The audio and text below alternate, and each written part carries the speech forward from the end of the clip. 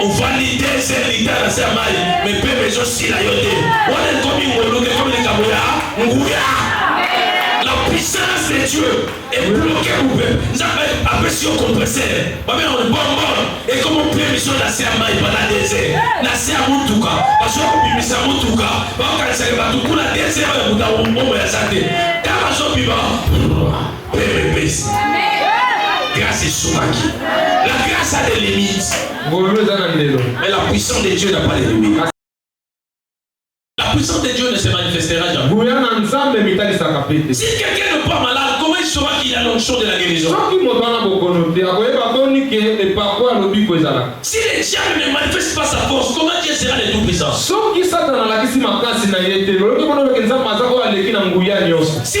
le diable ne te tombe pas, comment Dieu sera un grand Dieu?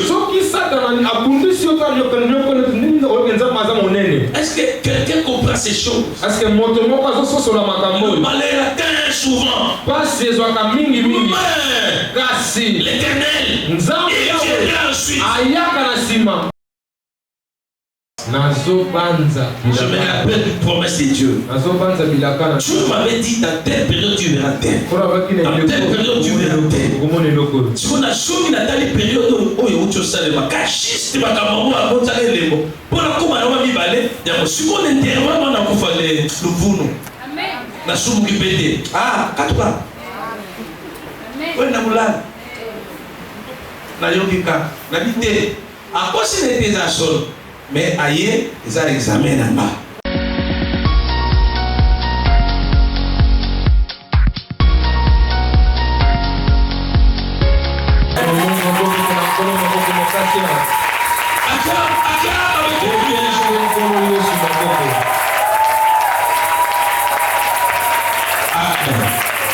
Maintenant, prends ta Bible. Prends ta Bible. Tu n'adores pas bien parce que tu ne t'intéresses pas à connaître le Seigneur. Cherchez à connaître le Seigneur.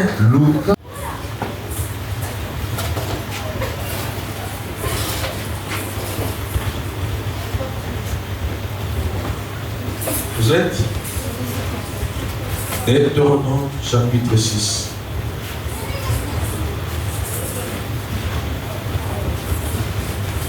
On peut commencer par le verset 3.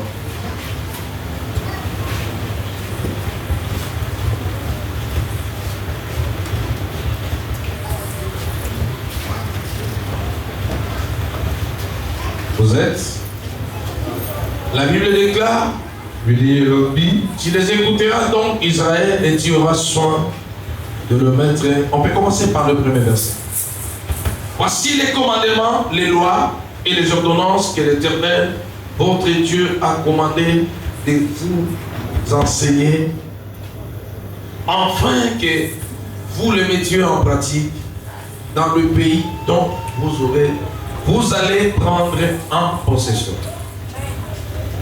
Afin que tu craignes l'Éternel, ton Dieu, en observant tous les jours de ta vie, toi, ton fils et les fils de ton fils, toutes ces lois et tous ces commandements que je te prescris, et enfin que tes jours soient prolongés. Tu les écouteras donc, Israël, et tu auras soin de le mettre en pratique, afin que tu sois heureux et que vous multipliez beaucoup, comme te l'a dit l'Éternel, le Dieu de tes pères, en te promettant un pays où coule le lait et le miel. Écoute Israël, l'Éternel notre Dieu est le seul éternel. Tu aimeras l'Éternel ton Dieu de tout ton cœur, de toute ton âme et de toute ta force. En ces commandements, et ces commandements que je t'ai prescrits, je te donne aujourd'hui, seront, excusez-moi, un bien-aimé peut nous aider à lire parce que nous avons un problème de vision aussi. Et ces commandements que je te donne aujourd'hui seront dans ton cœur. Verset 7. Tu les inculqueras à tes enfants. Et tu en parleras quand tu seras dans ta maison. Quand tu iras en voyage, quand tu te coucheras et quand tu te lèveras, tu les lieras comme un signe sur tes mains. Et ils seront comme des frontaux entre tes yeux. Et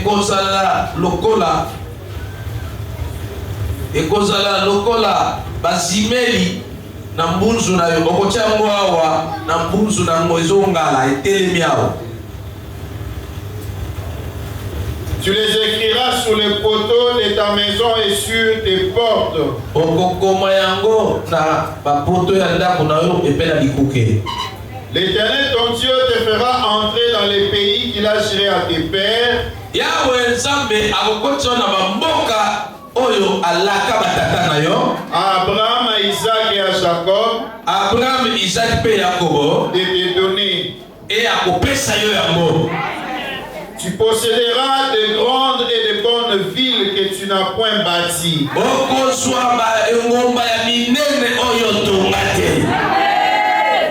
Des maisons qui sont pleines de toutes sortes de biens.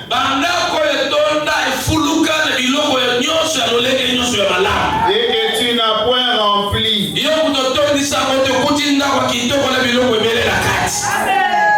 Des citernes creusées que tu n'as point creusées.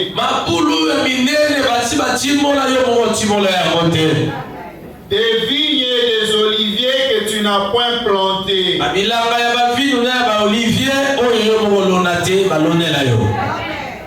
Lorsque tu mangeras et te rassasieras, garde-toi d'oublier l'Éternel. Il t'a fait sortir du pays d'Égypte de la maison des servitudes. Tu craindras l'Éternel ton Dieu. Tu les serviras et tu joueras et tu jureras par son nom.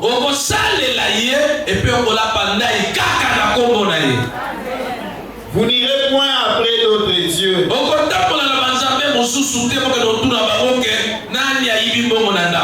D'entre les dieux des peuples qui sont autour de vous.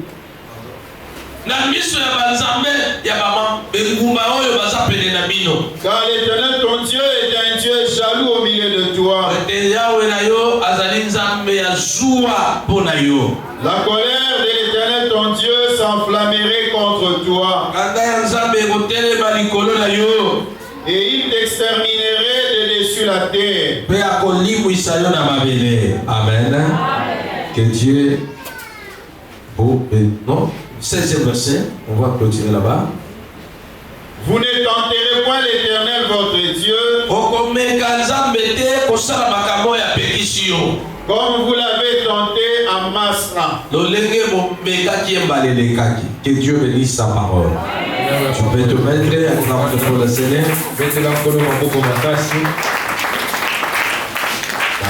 Acclame. C'est pour le Seigneur que tu acclames.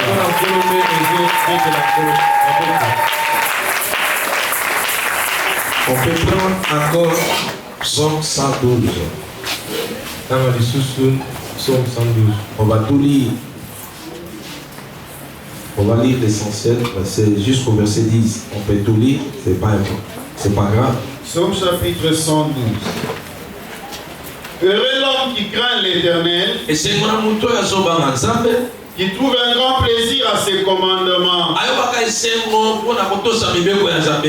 Sa postérité sera puissante sur la terre.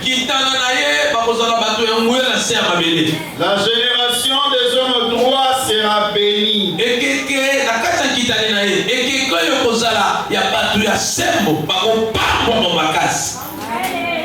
Il a dans sa maison bien-être et richesse.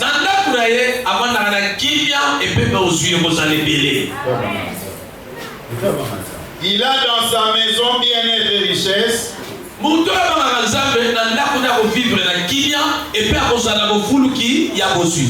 Et sa justice subsiste à jamais. Kala bosembo na ye kozala ngoma mukete et kozala libela la libela.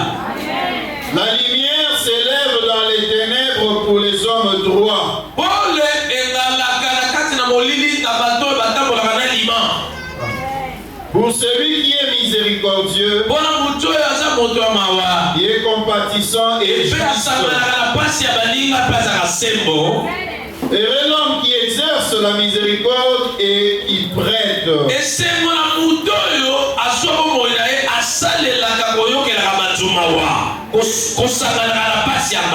Et qui prête. Qui règle ses actions d'après la justice.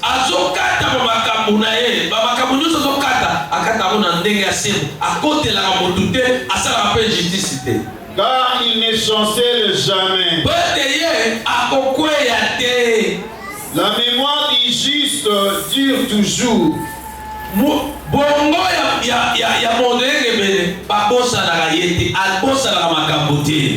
Il ne craint point les mauvaises nouvelles.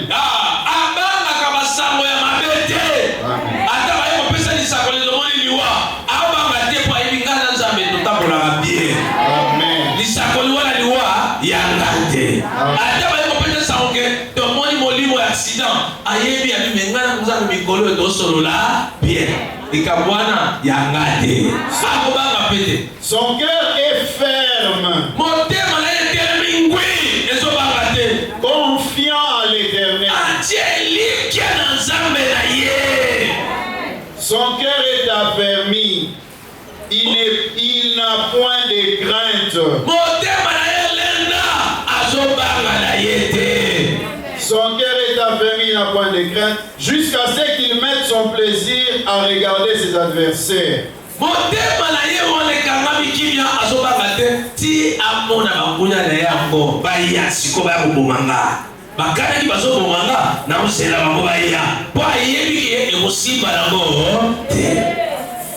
Il fait les largesses, il donne aux indigents.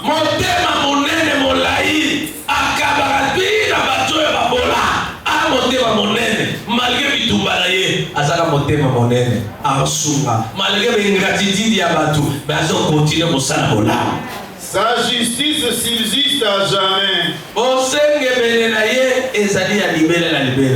Sa tête s'élève avec gloire. Les méchants les voient et s'irritent.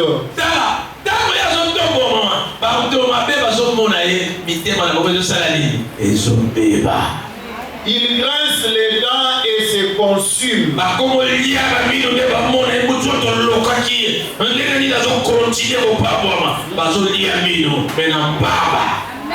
Les désirs des méchants périssent.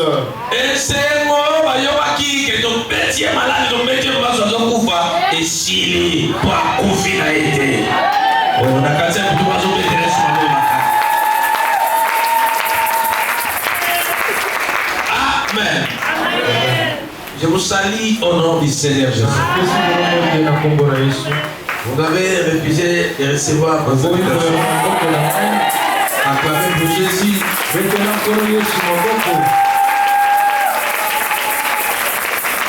Durant toute la semaine, on nous a parlé de l'Exode. Par le pasteur Joseph. Mais lorsque nous sortons, c'est pour aller quelque part. Exode, la puissance de sortir. Mais lorsque nous sortons, c'est pour un but, c'est pour un lien précis. Le lien là, c'est le Canaan. La vie de la gloire. Il y a de ceux-là, leur Canaan terrestre, c'est le mariage. D'autres, c'est une vie stable. Pour les autres, c'est une vie stable. Pour l'un, c'est le voyage d'aller s'installer ailleurs, à l'Occident. Pour d'autres, c'est une promotion Et il a une autre personne, pour lui, le Canaan, c'est avoir d'enfants. Le désir le plus ardent de son cœur. Parce que le plus grand Canaan s'appelle la ville des milléniums. Alléluia. Amen. Le plus grand Canaan que nous attendons, c'est vivre ensemble avec Jésus-Christ. Est-ce que je parle à quelqu'un? Mais il y a aussi certains Canaan terrestres. Parce que le Seigneur a dit à Pierre, Pierre a dit, nous avons tout quitté, nous t'avons suivi. Tu nous garantis quoi? Il dit, dans le siècle présent, de maison. Mais de quel genre de maison? C'est des maisons que nous venons de citer là. Alléluia. Amen. Vous savez qu'il y a une culture africaine. Un comportement et mental africain. Tellement ils sont grandis dans la pauvreté criante. Il y a même des celles-là qui pillent. Mais ils ont toujours ces comportements et une mentalité africaine. Donc avoir la fortune veut dire toucher au fétiche. Pour eux c'est comme ça. Lorsque quelqu'un se folie dans la vie et il voit que cet homme peut toucher au diable. C'est-à-dire dans le monde africain, avoir de véhicules, avoir de maisons, avoir beaucoup d'argent, cela veut dire signer un pacte avec le diable.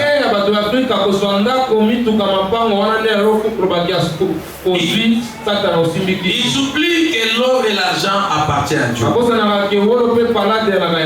Vous verrez nulle part Salomon a demandé à Dieu de l'argent et de l'or. Alléluia. Il a demandé seulement l'intelligence et la sagesse. Mais le Seigneur s'est rendu compte qu'un patron, donc un chef pauvre n'existe pas. Il n'aura pas l'autorité sur son royaume. Est-ce que je parle à quelqu'un? Mais toi tu es un prince. Même si tu n'auras pas l'abondance, Dieu te donnera la richesse qui te fera de mieux gérer ta portion que Dieu t'a donnée.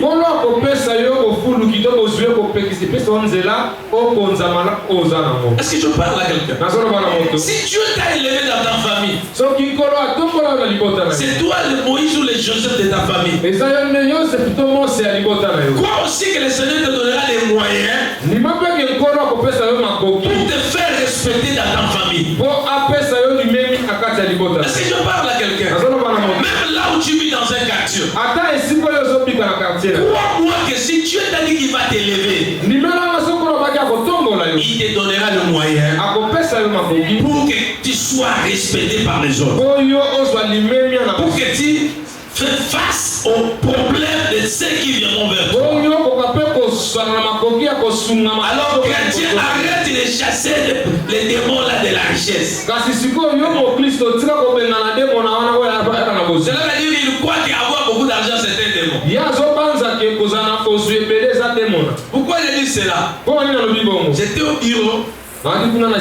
Je suivais une maman qui priait. Zambé,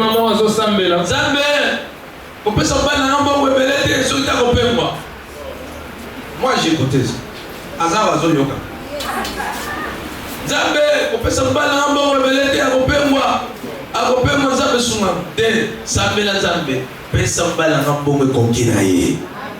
parce que nous sommes sur la PC et ma moyenne, on peut se faire ma coquille à combattre les yambos.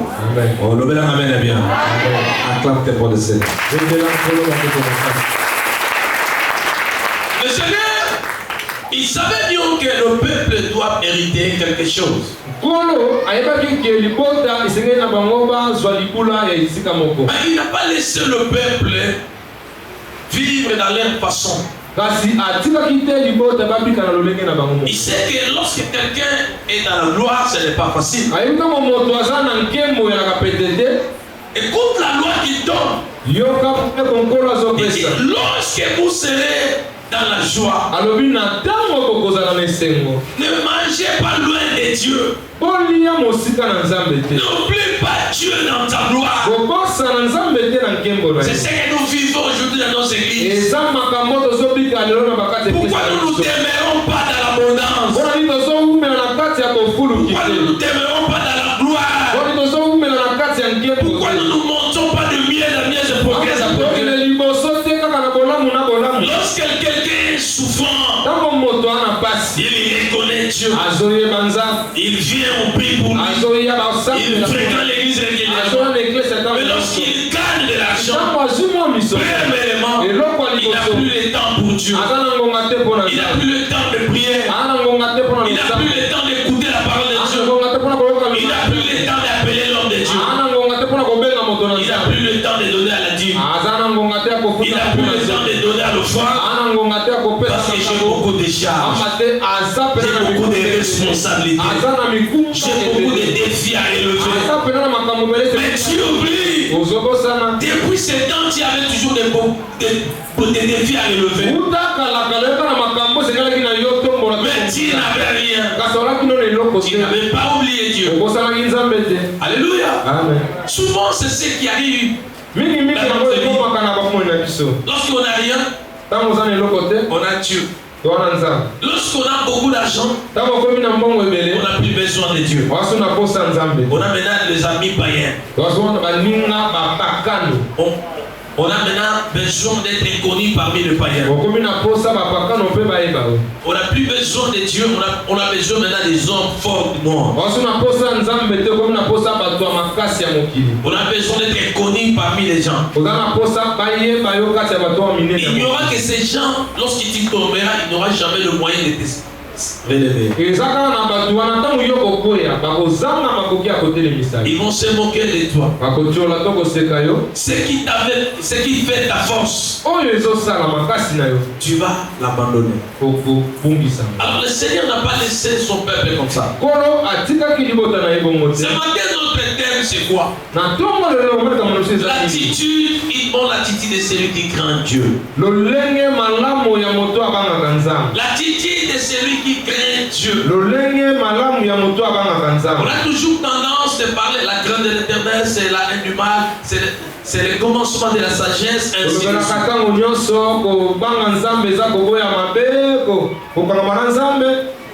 Mais quelle est l'attitude de celui qui craint Dieu? Esaïe dit, votre crainte c'est dans la bouche, mais pas dans le cœur. Maintenant, comment connaître toi-même que je suis dans la crainte de Dieu? Ça ne suffit pas de venir seulement à l'église. Ça ne suffit pas. Venir à l'église régulièrement, ce n'est pas mauvais. Ça fait partie de la grâce de Dieu. Prier régulièrement, ça fait partie aussi de la grâce de Dieu.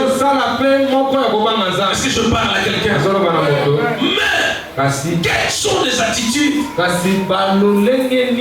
Nous avons cité certaines choses ici. Nous avons cité.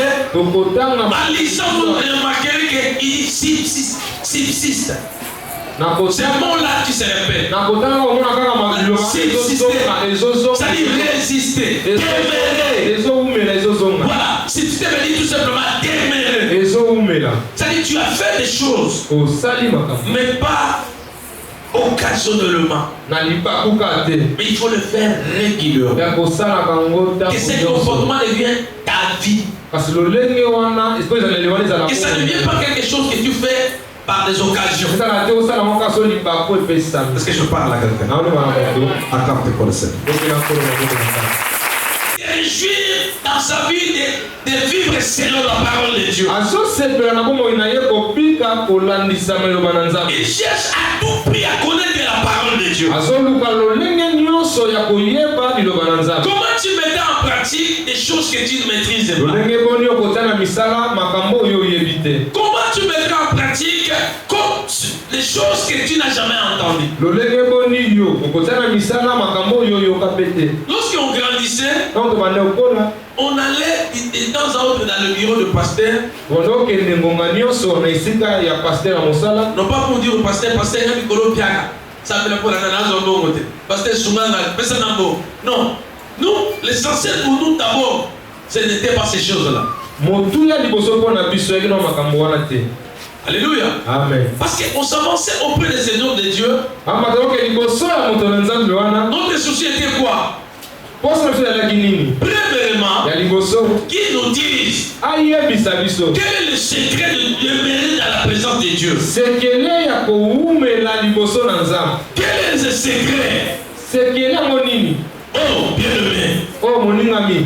Qu'est-ce qui s'est passé? Le plus grand problème, c'est quoi? Nous envions ces hommes de Dieu. Leur façon de servir Dieu. Leur façon de se maintenir dans la gloire de Dieu. On enviait leur vie. Et leur vie nous attirait. Et nous étions criés de s'approcher d'elle. Comment vous demeurez dans la présence de Dieu? J'admire votre vie. Je vais devenir comme fou. Si moi, que dois-je faire? Et c'était comme ça qu'on allait auprès des hommes de Dieu. Leur apparence nous attirait vers eux.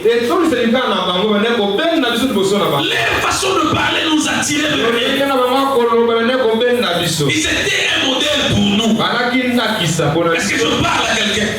On s'approchait d'eux d'abord par rapport à leur vie. Si je parle de la vie, je vois sur le plan comportemental. Alléluia. On les suivait pas à cause de leur bien. C'était rare de voir un homme de Dieu riche. La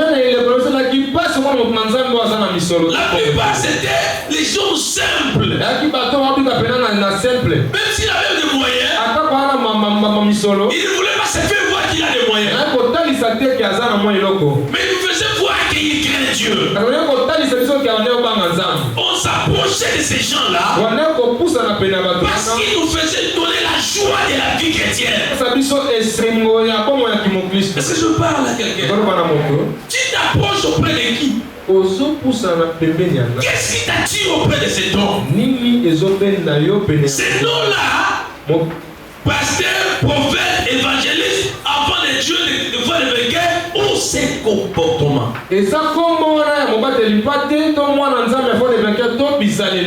Alléluia. Amen. Le Seigneur dit ceci: si vous ne croyez pas ma parole, croyez au Seigneur. Est-ce que je parle à quelqu'un? Amen. On peut avancer? Ok,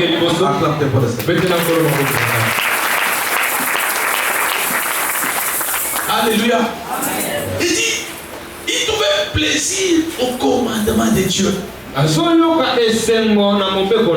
Ton plaisir c'est où? Il cherchait à vivre selon la parole. Il faisait un effort de marcher exactement selon ce que dit la parole. Il n'avait pas besoin de gens qui contrôlent ses pas, sa vie. Même en secret, à chaque fois il lisait la Bible, il comparait avec sa vie.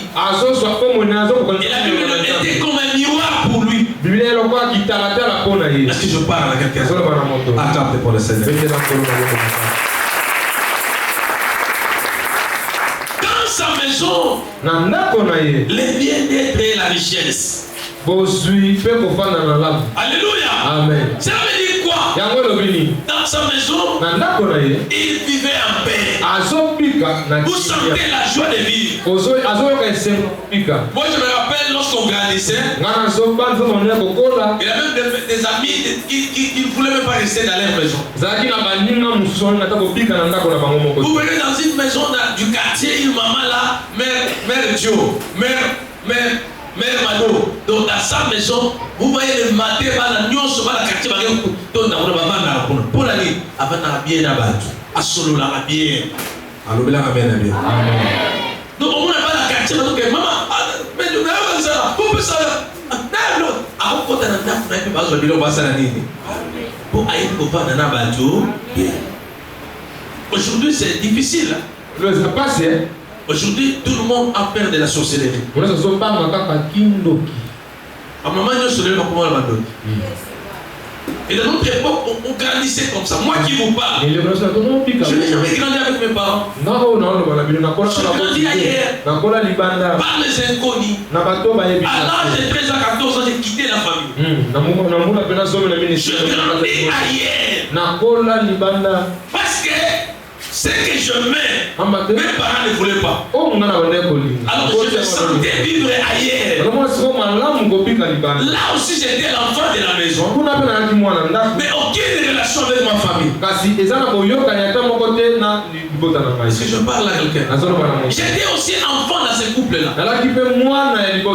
J'étais instruit.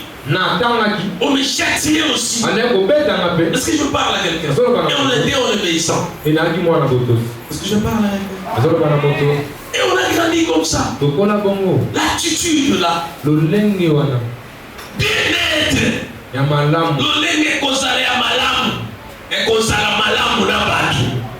Il était bien avec tout le monde. Maman observe dans ton quartier, tu as combien des ennemis? Dans le passé, tu ne s'entends même pas avec maman de l'Ouba. Tu ne s'entends même pas avec ton voisin. Tu ne s'entends même pas avec celui qui vend au coin. Mais tu es chrétien. Quelle image tu donnes au Seigneur? Tu es limité dans les quartiers de personnes que tu ne s'entends pas avec eux. De quel genre de chrétien es-tu? Dis-moi qui était l'ennemi de Jésus. Dis-moi celui que Christ ne s'attendait pas avec lui. La Bible nous dit il a la joie d'observer ses adversaires. Non, adversaire n'est pas Mungunia. Amen. Parce qu'il y a une très grande différence entre ennemi et adversaire. Un adversaire peut être aussi un chrétien.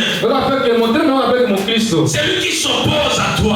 Celui qui t'empêche d'avancer. Celui qui veut prendre ta place. C'est un adversaire. Celui qui te résiste. Un ennemi n'est pas nécessairement. Il peut pas. Ce n'est pas obligé qu'un ennemi se tire devant toi. Un ennemi, c'est celui qui se cache pour te faire du mal en secret. Et nous voyons l'ennemi automatiquement, c'est le diable. Tout ennemi a la sémence du diable. Mais tout adversaire n'a pas nécessairement la sémence du diable. Si je parle à quelqu'un, un adversaire peut se tenir devant toi, mais il n'est pas ton ennemi. La fonction pour l'église à l'égage en place. Il y a des gars qui alléluia. Amen. Et les gens ont esprit, l'adversaire a un bout. Alléluia. Attends pour le Seigneur.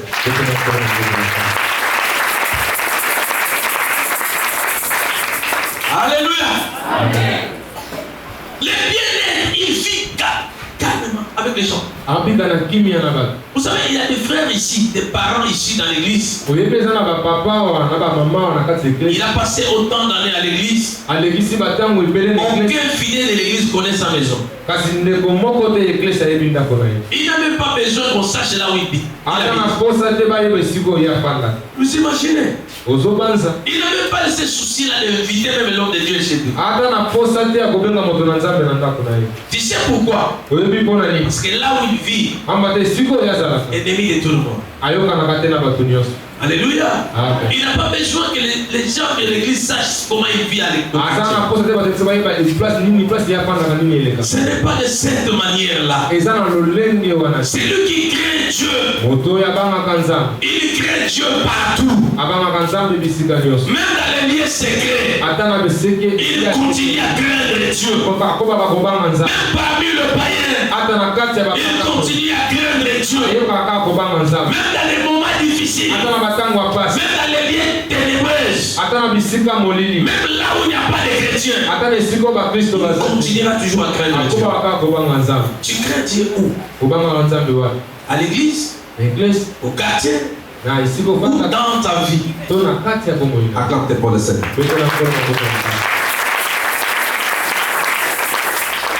Il est dans sa maison, la justice se dit à jamais. Il prête sans penser de retour que ça va revenir. On peut ou ne pas donner. Lorsqu'il prête, c'est en d'autres termes, il ne prête pas, il donne. C'est-à-dire, il donne, il fait les dons. Alléluia. Amen. Lorsqu'il prête, ils ne savent même pas si on va les situer. Et ils ne s'en soucient même pas. Parce que je parle à quelqu'un. C'est ça. Pourquoi? Parce que sa source est le Seigneur. Lorsque Dieu te donne, combien tu as récité à Dieu? Il te donne le souffle de vie. Tu lui donnes quoi? Le Seigneur qui te fait croître tous les jours. Qu'est-ce que tu récites en lui? Même le peu que nous donnons la dîme, qui peut être fidèle à la dîme. Donnez d'abord la dîme du temps. Le temps que Dieu t'a donné. Donne d'abord la dîme de ton âge. Donne la dîme de ton temps, le temps que Dieu te donne. Est-ce que tu peux donner la dîme de la force que Dieu t'a donnée? Je travaille, mais je prendrai ma force pour travailler avec Dieu. C'est ce qu'il a demandé. Aime Dieu de toute ton âme, de tout ton être et de toute ta force. Est-ce que ta force, tu le mets au service de Dieu? Oui, dis-moi, si tu crains Dieu, est-ce que tu poses ta force pour servir Dieu? S'il s'agit de servir Dieu, c'est la légèreté. On ne force pas les choses. Mais s'il s'agit de l'argent, on force les choses. On applique la force pour attirer le regard de ton chef. Mais pourquoi pas pour le Seigneur? Pourquoi pas dans le ministère, dans l'œuvre de Dieu? Lorsqu'il s'agit des choses de Dieu, tu fais comme si tu n'aimes pas. Tu fais comme si tu avais besoin qu'on te pousse de le faire. Écoute, bien-aimé. Aime Dieu de tout ton cœur, de toute ton âme, de toute ta force.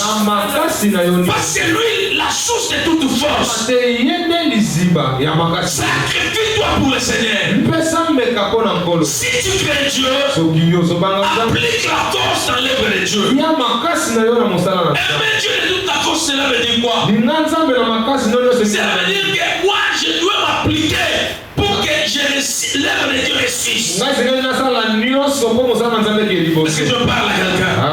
Je dois fournir des efforts qui n'aient pas l'échec à l'église. Que le manger n'échoue pas. Que je donne ma force. La force peut être musculaire. La force peut être le bien ou le moyen que je donne. Je vais soutenir l'œuvre de Dieu pour aller de l'avant. Est-ce que je parle à quelqu'un? Parce que quelqu'un, sa force peut être de l'argent. L'autre peut être son intelligence. Et pour une autre personne peut être sa disponibilité. Est-ce que je parle à quelqu'un? Amen. Aimer Dieu de toute ta force. Et il parle encore d'aimer Dieu de tout ton cœur. David, Abraham a fait peur qu'il aimait Dieu de tout son cœur. L'amour de son cœur était son fils Isaac. Il n'a pas refusé Dieu à donner son cœur à Dieu. Chacun de nous a quelque chose qui est dans son cœur. Qui est l'expression de son amour. Ça peut être ton argent. Ce qui représente ta vie. Christ a accepté de donner sa vie pour toi. Celui qui a la crainte de Dieu ne refuse rien à Dieu. Ne résiste même pas. Il n'hésite pas non plus. Il ne titille pas, il n'hésite pas. Il ne s'inquiète même pas pour le service. Il suffit d'entendre la voix qui bouge dans son cœur. Il dit pour Dieu, je n'hésite pas. Je ne prends même pas le temps de prier. Ça c'est la volonté de Dieu. J'avance pour servir Dieu. Pourquoi? Parce qu'il est tout pour moi. Si je travaille aujourd'hui, c'est pour Dieu. Je ne travaille pas d'abord pour moi-même. Je ne travaille pas d'abord pour mon enfant. Je ne travaille pas d'abord pour ma famille. Tout ce que je gagne, je le gagne d'abord pour Dieu. Oh, on fait avancer. Abraham considérait tout ce qu'il avait pour, c'était pour Dieu. David considérait que la richesse qu'il avait, ce n'était pas pour sa famille. C'était pour Dieu. Voilà pourquoi Dieu l'a rendu célèbre. Nous ne demeurons pas dans la richesse. Nous ne demeurons pas dans le bonheur. Parce que nous ne demeurons pas dans l'intimité avec Dieu. Nous ne demeurons pas dans l'obéissance avec Dieu. Nous ne demeurons pas dans la soumission à Dieu. Si nous demeurons dans cette soumission, nous allons aussi demeurer dans la gloire. Si nous demeurons dans l'obéissance à toutes choses, nous demeurons aussi dans la gloire. Il dit ceci: lorsque vous serez dans la gloire, lorsque vous mangerez les laits, les miels, soyez prudents d'abandonner les d'aller manger loin de lui. Combien nous mangeons loin de l'Éternel? Combien beaucoup de gens qui se révèlent pour servir leur famille? Mais qui travaille pour Dieu? Non,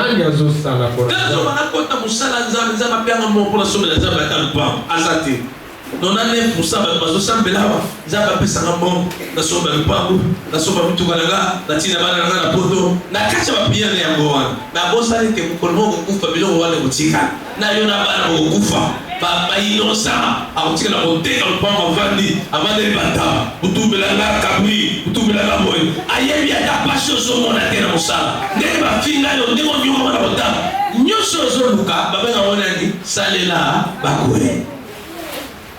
maintenant, ma kamwaza, au salé la moutouté zayobo. Jusqu'aujourd'hui, tu te mets pour que ta famille soit à l'aise. Quel jour tu travailleras pour le Seigneur? Quel jour tu travailleras pour le Seigneur? Quel jour le Seigneur bénéficiera de ta force? Quel jour le Seigneur bénéficiera de ton amour? Travaille pour Dieu. Voilà pourquoi Josué a dit: moi et ma famille, moi et le bien de ma maison, nous servirons l'Éternel. Alléluia. Amen. Si je mets Dieu, je ne lui priverai aucun de mes biens. Même mon temps. Alléluia. Amen. Alléluia. Amen. Si nous demeurons dans cet amour, dans cette obéissance, si nous demeurons dans cet attachement-là, rassure-toi, il va voler à ça de Otika Yote. Et qu'on va nous bâtir, mais nous bâtir. Le bel amen. Amen. Acclamez pour le Seigneur.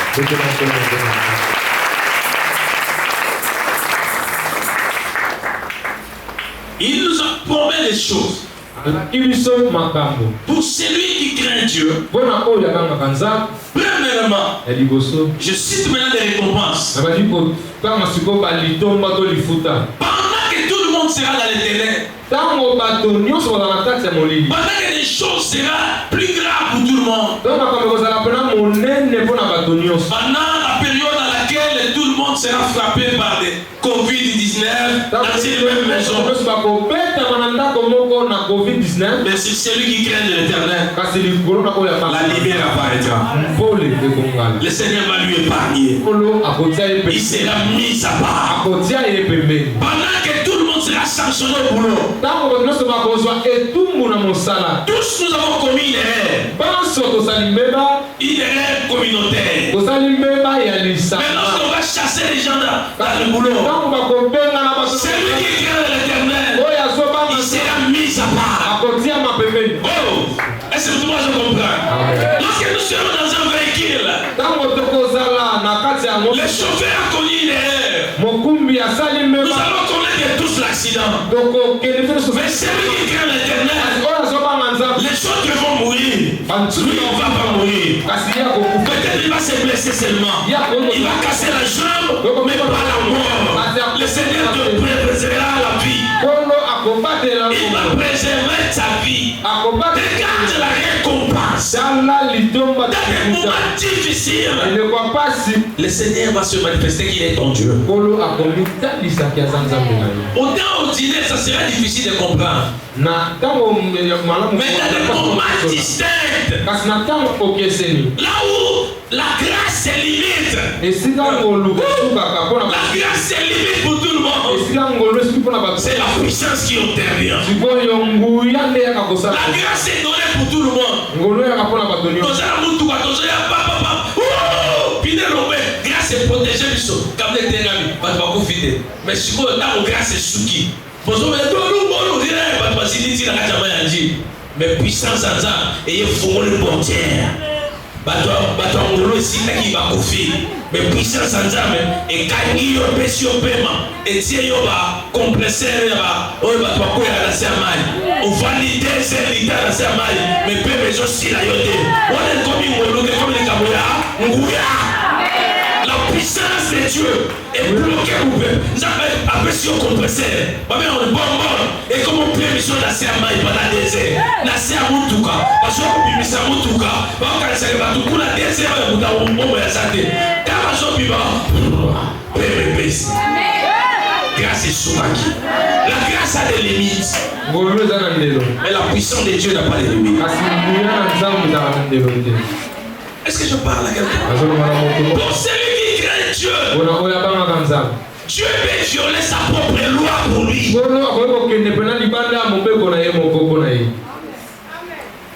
Bon. Est-ce que vous comprenez? C'est dit que nous devons violer la loi. Alors que la loi que nous devons 30 ans, 50 ans, mais à 60 ans. Ok. Amen. La loi de Dieu, lorsqu'il créa Ézéchiel, c'était il devait mourir à l'âge d'elle. Mais à cause de la crainte de l'Éternel, Dieu l'a accordé 15 ans de plus. Ça va bâtir là. On doit avoir un bâtir là. Est-ce que je parle à quelqu'un? Accorde pour le Seigneur. La Bible dit ceci. La crainte de l'Éternel, c'est la source de la vie. Cherchez à connaître la parole de Dieu. Ce que Dieu fait et ce que Dieu n'aime pas. Les interdits et l'observance de la parole. Alléluia. Amen. Les lois, les ordonnances et les obligations divines. Les préceptes, les instructions et les orientations. Mettez en pratique ces choses. Ayez ce souci-là de les connaître. Vous imaginez quelqu'un qui était baptisé, ça fait 5 ans. Il ne s'en soucie même pas de connaître la parole. Manifestez ces choix-là et tu connaîtras. Ce n'est pas toujours obligatoire à toi, tu as un programme et affermissement. Mais si vous posez ça, vous demandez aux athées. Ça l'appelle le roté. Mais la qui pour ça, dans le Zoya, on va nous retrouver pour ça. Ça va vous place sur pour ça. On l'ouvre dans la main. Tout le monde, vous avez dit. Tout le monde. Yo, vous avez dit. Même si quelqu'un dans la Bible, il y a ça. Est-ce que Mikolo tangi Bible tout là? C'est même le tangi Bible de Malabo. Tout là, il faut. Moi, je suis sonné. Mais information, il y a un politicien à Fayou, Luna, à Mosito, à l'année combien de fois? Tout là, il y a Mathieu à Barcelone, il y a Bergame, et petit coup, il y a une équipe à Pirate à l'année match. Quand on va commenter à l'année, pas qu'Amazon a un beau. Je vais un grand comédien. Alléluia. Alléluia. Est-ce qu'on y a Jésus? Là, tout le monde te dit, est-ce qu'on y a Jésus? On dit que c'est sincère. Yesu na yoboyo kanani. Bakamoni no yebi kiso na saleli Yesu yo a ratakate, il faut saler na bola. Les amis. Et donc on dit no yebi na mutema que ce qui l'a touché, a un problème là Yesu sur na simbiawa. Kana na ici là. Les amis. Comment? Pas de nier. C'est lui qui aime Jésus. Il doit connaître les secrets de l'intimité de Jésus. Alléluia. Amen. Alléluia. Amen. Accorde pour le Seigneur.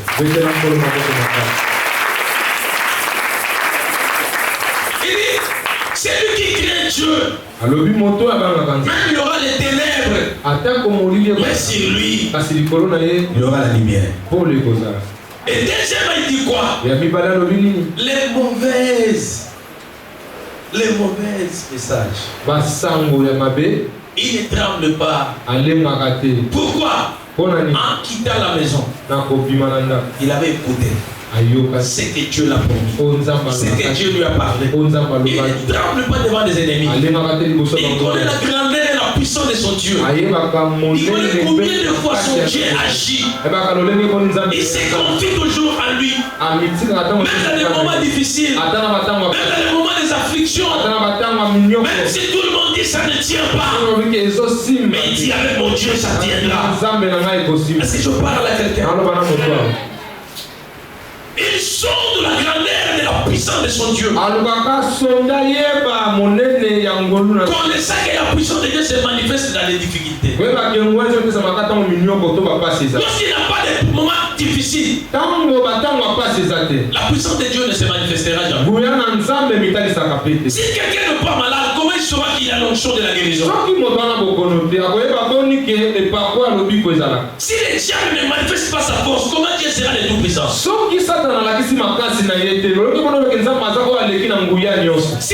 le diable ne te dompte pas, comment Dieu sera un grand Dieu? Est-ce que quelqu'un comprend ces choses? Le malheur atteint souvent. Mais l'Éternel, il viendra ensuite. Il viendra pour donner la solution. Il viendra toujours. Mieux vaut la fin d'une chose que son commencement. Je vais tomber, mais ce n'est pas la fin de toute chose. Je peux manquer des choses, mais ce n'est pas la fin. Je dois avancer. Et un jour, mon Rédempteur, il s'élèvera. Il s'élèvera le dernier. Lorsque les médecins diront, on a tout fait, c'est tout pour nous. Et je dirais merci médecin. Tu es honnête, tu es sincère, tu as fait preuve que tu es au bout. Je sais, la Bible dit. Vous voyez, c'est lui qui craint l'Éternel. Il trouve son plaisir dans la parole de Dieu. C'est dans des moments pareils. La parole revient dans sa mémoire. Pourquoi la Bible dit l'homme juste, il ne perd pas sa mémoire. Cela veut dire quoi? Lorsque les afflictions arrivent, il ne tremble pas. Il ne cherche pas à écouter les hommes. Il cherche à attendre ce que l'Éternel dira. Je sais qu'à beaucoup dire, j'étais à mon poste, je faisais un tour. Malgré tout ce que je fais, c'est insuffisant. Mais j'attends ce que l'Éternel dira pour ma situation. J'entends ce qu'il dira pour ma santé. J'attends ce que l'Éternel dira pour mon dossier. Notre chef a dit, on ne va plus engager les gens. Vous c'est toujours les temporaires. Ce sont eux qui ont dit. Mais j'attends l'Éternel. Si l'Éternel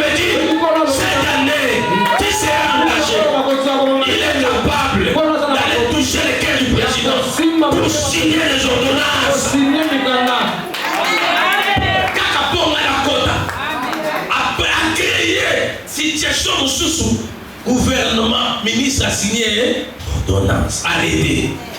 Le ministre a signé arrêté. On a signé ordonnance dans la présidence. A signé ordonnance. Donc, on a commandé côté. Après, le nom, ordonnance, c'est un dessin. Et si, et quand on a en vigueur, mais déjà, c'est la côte qui a vendu Moussa. L'impossible n'est pas Jésus. Il n'est pas limité. C'est lui qui craint Dieu. Sa foi est illimitée. Voilà. Il a confiance à Dieu même dans les moments que tout le monde ne peut plus croire. Lorsque se dit que non,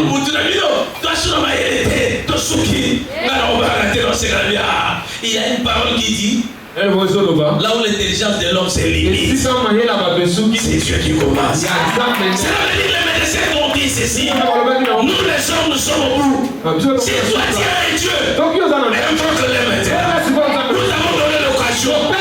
Si nous avons donné l'opportunité de faire quelque chose d'important, on n'a pas pu faire. Nous disons la vérité. Nous sommes au bout. Si tu es Dieu, et Dieu éternel, qui est mis des jours, ni Dieu des vies, appelle-le maintenant. Nous voulons aussi te voir. Nous voulons voir ton Dieu qui nous fasse quelque chose à toi. Et vous, les chrétiens, comment ça plaît? Vous avez la bonne notique. Oh. Pas émission de papa to comme là. On s'est fait le visage merci pour là on est commis on s'aligne. Oh pendant la yokolo. Yo va donner là. La bonne suka. Ça peut. OK là. Pour le gars hôpital, moi il a ici. Moi n'a jamais maïs ici la raté.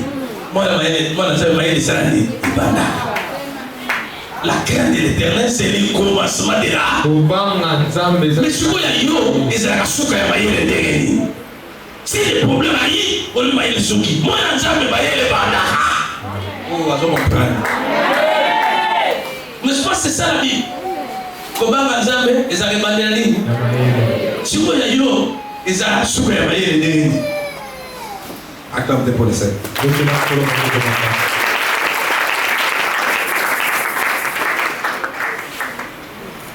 On a dit, il règle ses actions dans la justice. Alléluia. Amen. Il ne craint point les mauvaises nouvelles. Son cœur est ferme et confiant. Oui, ma prophétie m'a fait ça à l'Iwa. Donc, ceux qui s'attendent à on a les lois au côté de la mission. Après ce ça va, papa, il connaît la Zambé, Zambé, c'est mon coup. D'ailleurs, le coup. Frère, avant de venir à la cigarette, on s'en met la tête. Bon, ceux qui n'ont les années, c'est la banque. Au nom de Jésus, la banque, on a prié à côté.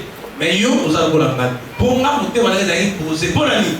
Je me souviendrai de mes promesses. Je me rappelle des promesses de Dieu. Dieu m'avait dit dans telle période tu verras tel. Dans telle période tu verras tel. Si on a choisi dans telle période où tu sais le cachiste, tu vas comme moi, on s'allait les mots. Pour la coupe, on va vivre aller. Si on intervient, on a coupé le vounou. La soupe qui pété. Ah, 4 ans. Oui, on a voulu.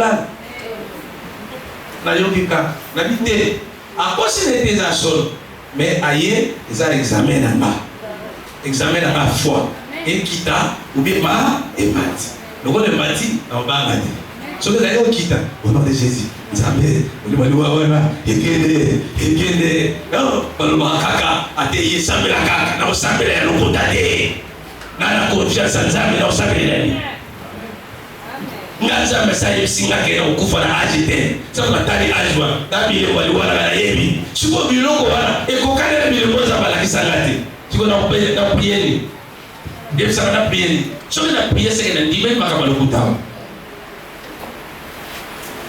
moni batinyo sala ninge ko ba sande la fort so que yindi ba prier si tu yalo so que ça va yo ça so va yo no ça va bisa ni pas moli a prier mais so to moni maliwa mikolo za bitu ya papa na lali na mabele na cotige na bali mikolo no ya sute Nicolas a prié. Adoptez ce sujet sur l'église. Au nom de Jésus, ma flèche à Bango, ma personne. Adoptez ce sujet dans le monde de Jésus. Il y a pour l'autre de Jésus. Alléluia. Ça va demander de ma caméra. Attendez le qui était qu'on a amené la personne de sa vie. D'accord, des fois de céder. Les démons, c'est toi. Ils sont les deux de bondiciété. Mais tu ne sais pas que ça dit. Peu importe ce qui peut arriver, il a confiance. Observe la crainte de Dieu. Si tu crées Dieu, les mauvaises nouvelles, comment tu agis? Pour ça, il faut attention. La crise. Parce que ça nous a pas eu ça. Par exemple, les talibans ont bombardé l'entourage. Je vais saluer la famille de l'État va s'arrêter de bombarder. T'as la panique qui t'exige. Attirer la mondiale. Avec papa. Allô papa. Regarde le message de Bibi à moi. Il y a un jour pour les athées. Dans quel moment on va dans la guerre? Au bar là. Dieu va se faire la prière à soi. Si on va aller dîner pour la bas. Maintenant la prière sous la paix. Dieu ne va pas l'exaucer. Alléluia. La Bible dit ceci. Vous marcherez sur les serpents, sur les scorpions, sur toute la puissance de l'ennemi. Et rien ne pourra vous nuire. Je veux maintenant t'expliquer. Frère Platini, venez. Je t'explique maintenant ces versets. Admettons ça c'est le serpent. N'est-ce pas? Ah, aux agnocs. Quand on a même si tu sais que tu as le Nicolas Bagnoc.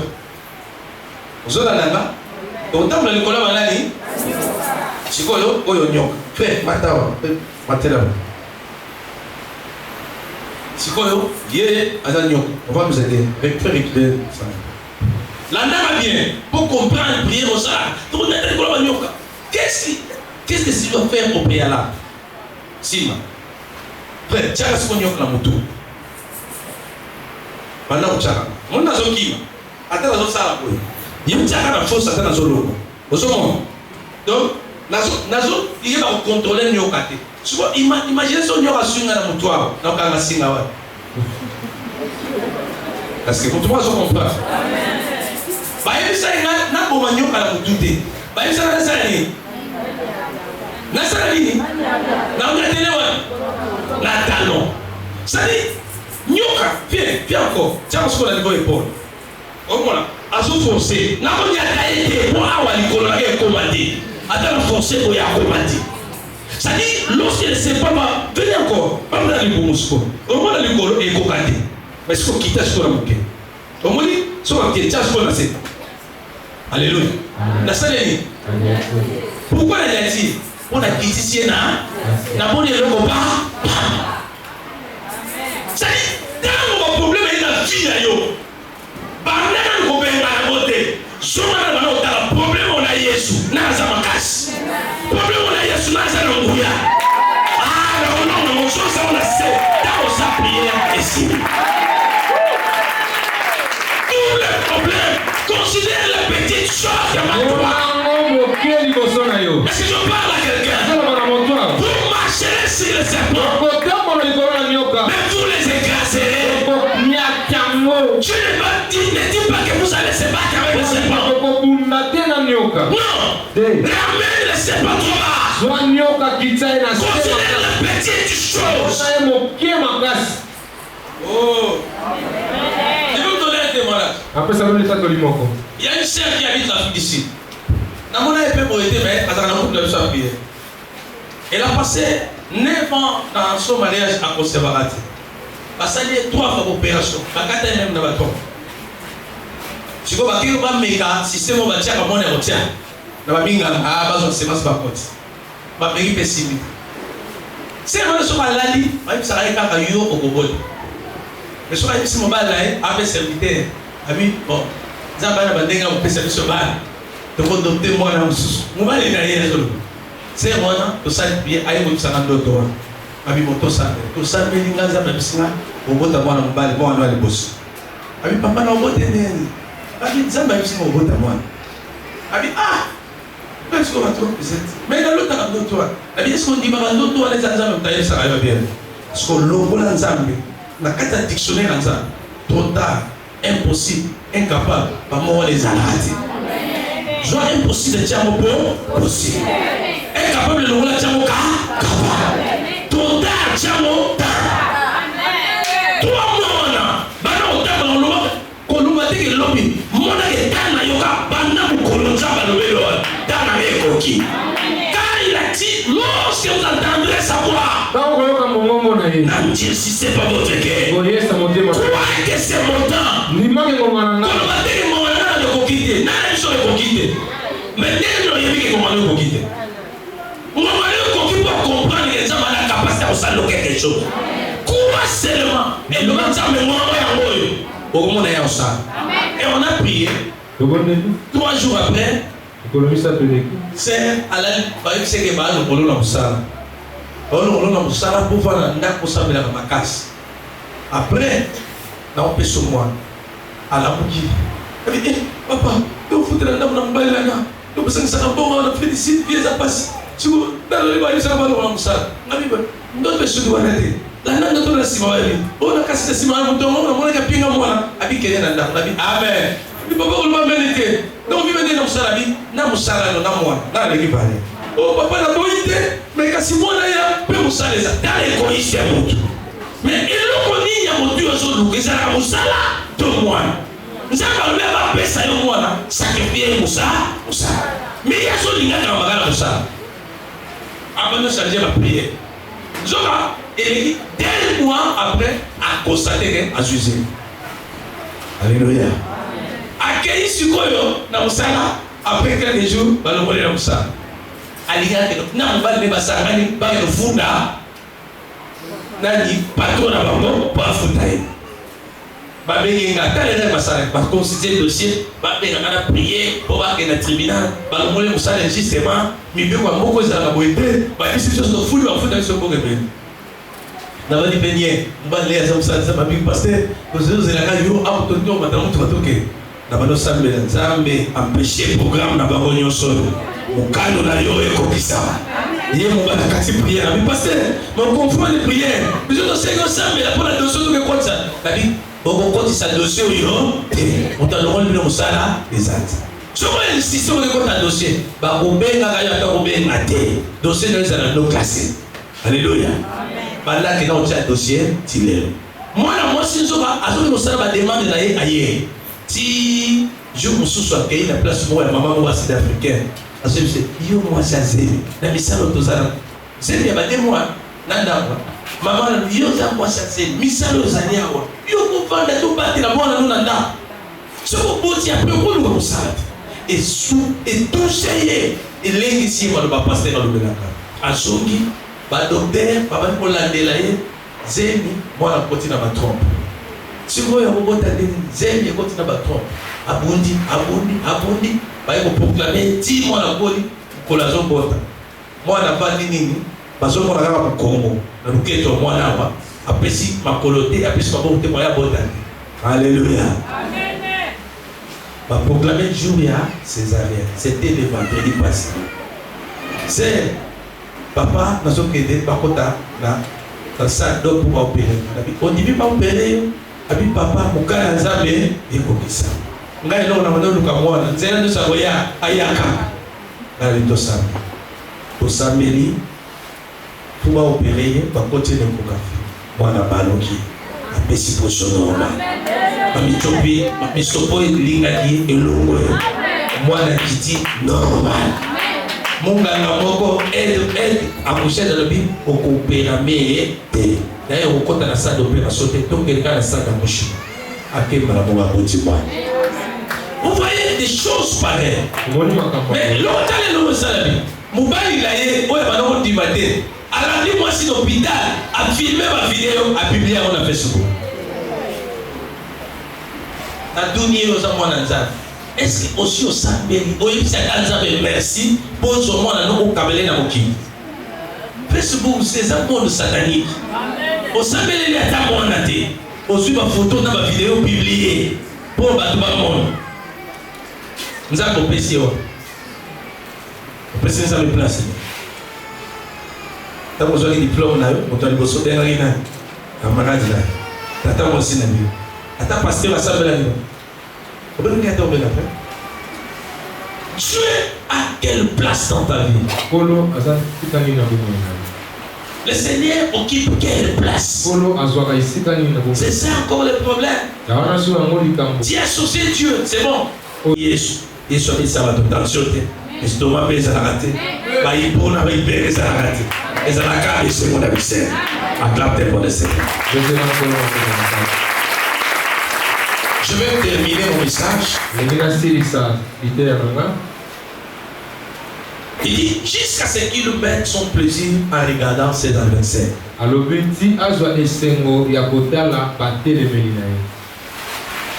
plaisir c'est lui qui craint Dieu. Il voit aussi les sorts de ses adversaires. Je n'ai pas besoin de les exterminer tous.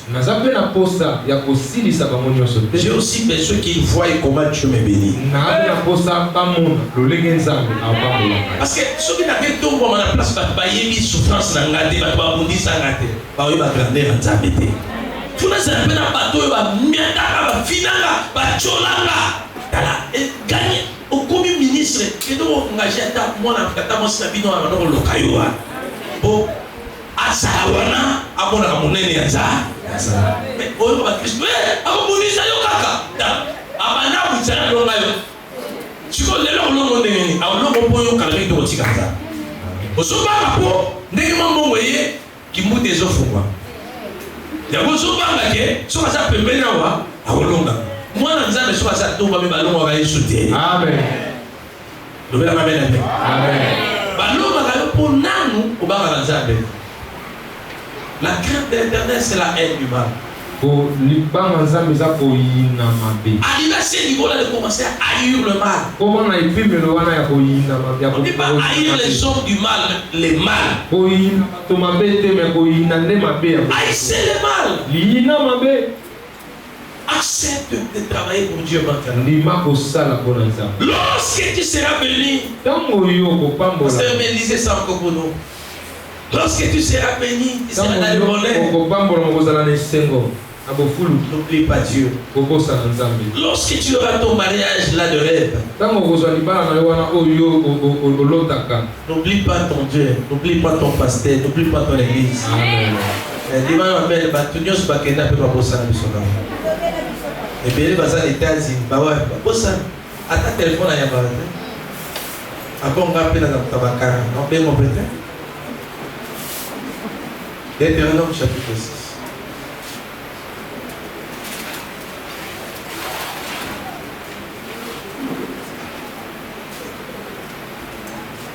Deutéronome chapitre 6 verset 12. Lorsque tu mangeras et te rassasieras, garde-toi d'oublier l'Éternel, qui t'a fait sortir du pays d'Égypte, de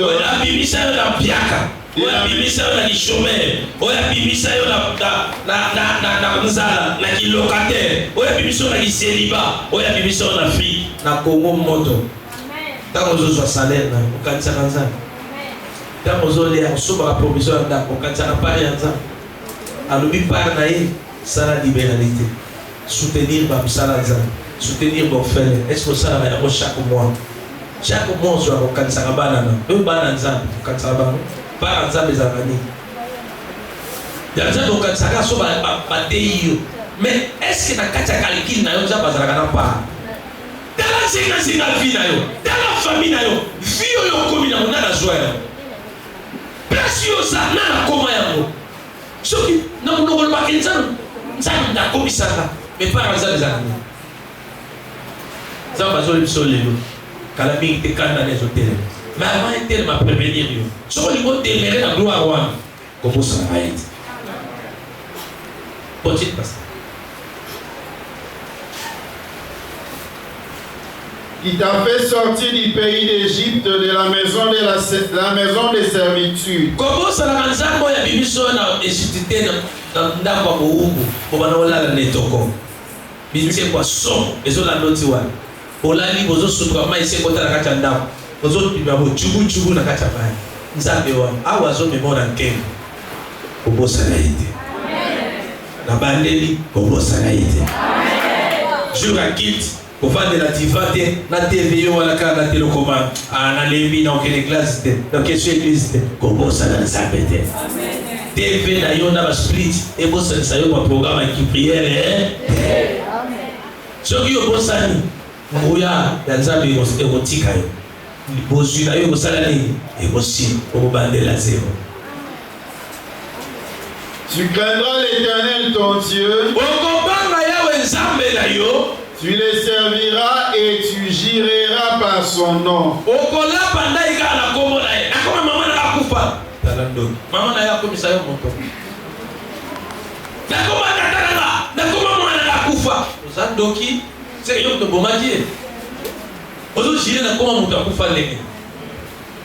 Donc, il a dit que au sein de la esprit d'ailleurs, vous avez coupé. Vous avez dit que vous avez dit que vous avez dit que vous avez dit que vous avez dit beaucoup de gens qui ont dit tata on peut passer qui a on peut ça aider ami moi tata braza au que on dit ata mon frère amen nana yebi mon frère oya éviter d'aller ezalaka kuna mbisa mai ndunda moko balamba ona mbisa ma acclame pour la Seigneur. La crainte de l'Éternel, c'est la haine du mal. Ce n'est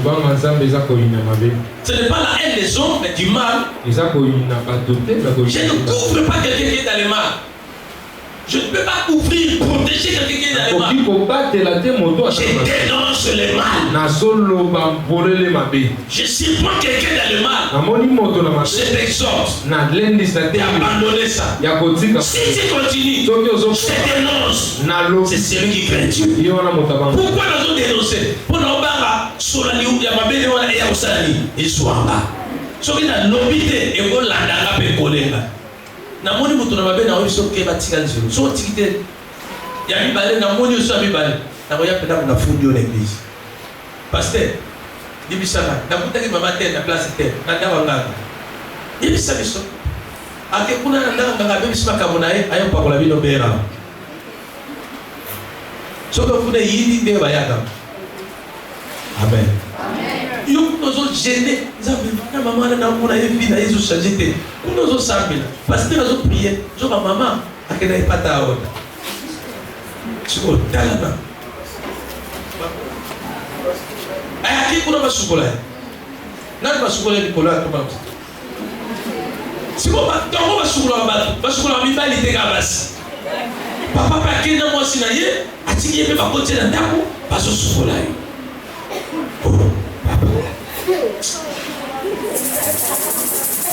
basukula na basi basi badinga basukula bakwa mama mwa yaki na biwa zote na papa ndiko sabele ba iko na biwa nyingine bakisani abite akache mama hiyo mafuta sana sasa kasema basi niko nasukula j'ai pas fait de la matinée mais non ba la tête mais après ça français bon mais ba ina zela iko boti mais ba ina zela zambete on la kisaka ko zambete je sais que nous sommes bâtis de la qui pour le montant de la roba manzan montant pour la qui n'est pas bon suppose que c'est un zamba pied mon sous est-ce que décision mon sous la décision qui est malheureux dans le temps de la zone des cobotés bah c'est parce qu'ils m'ont pas comme ma bonne dans les cob vous avez appelé ça même salade après ça on va bon noter au cas où ça vient d'amener et comment qu'il occasion qui m'église et comment qu'il occasion on négliger dans manzan so les frères à l'écart la prière est coquille yo maintenant on va aller bakou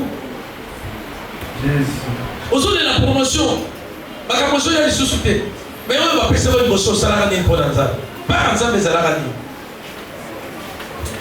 Ote maranga na boselio bomo yolu e ute painayo elikiana ezalise o Yesu yamalo na bose Ote maranga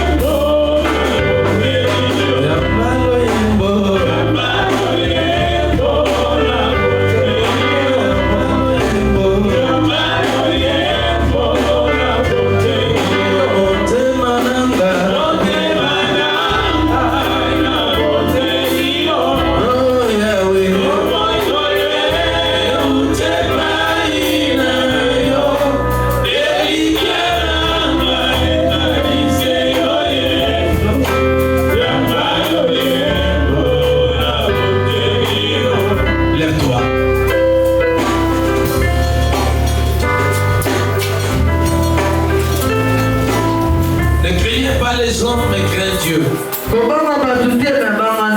Lui qui peut retirer le souffle de vie en toi. Lui qui crée les circonstances, les difficultés dans ta vie.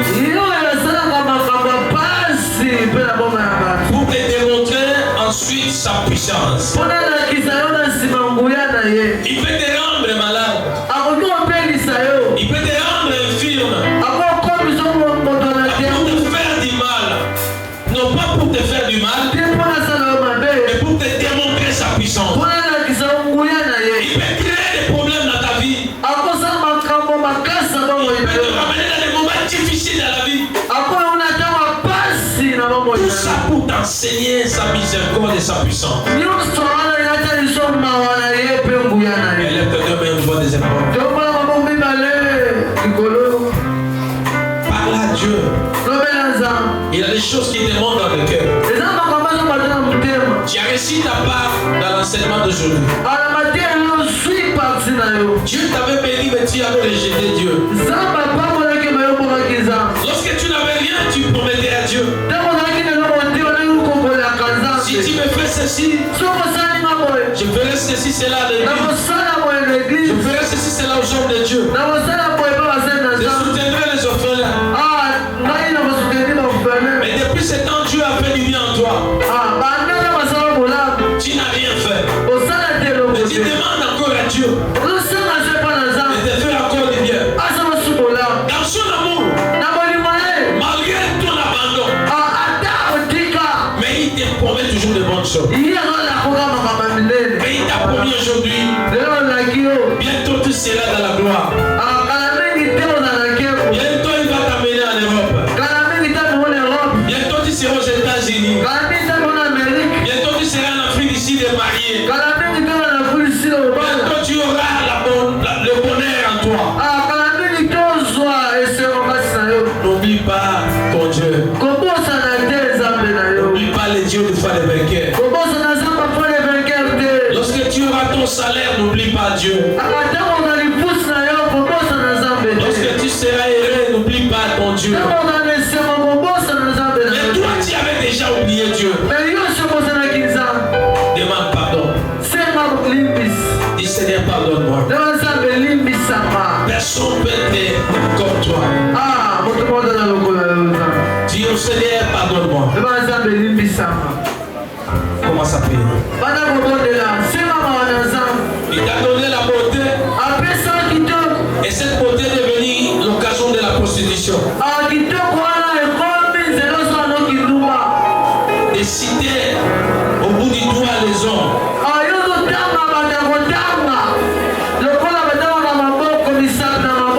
Les hommes s'avancent auprès de toi. Tu les ressembles. Tu es en train de les réunir. Et tu vas tout à la mitou. Et tu as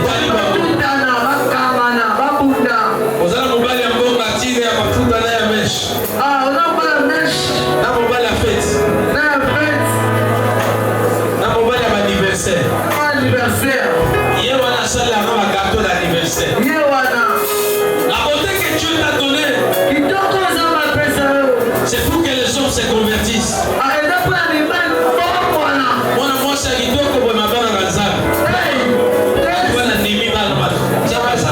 C'est comme ça. Tu fais la honte même de ton église. Toi, tu es là pour attirer même le païen dans le mal.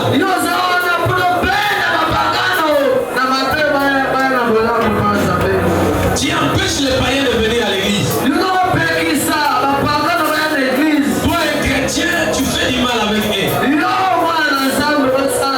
Les paroles qui sortent dans ta bouche ne reflètent pas la gloire de Dieu. C'est ton terre d'écouter des sottises qui sont dans ta bouche. Demande pardon à Dieu. Je te craignais que de ma bouche. Je craignais Dieu dans la Je craignais Dieu. Non pas des filles. Aujourd'hui, pardonne-moi. Dans mes pensées, je ne craignais pas Dieu. sepelisa kubanga nzambe ezalaka tifle yebisa nzambe ayokelema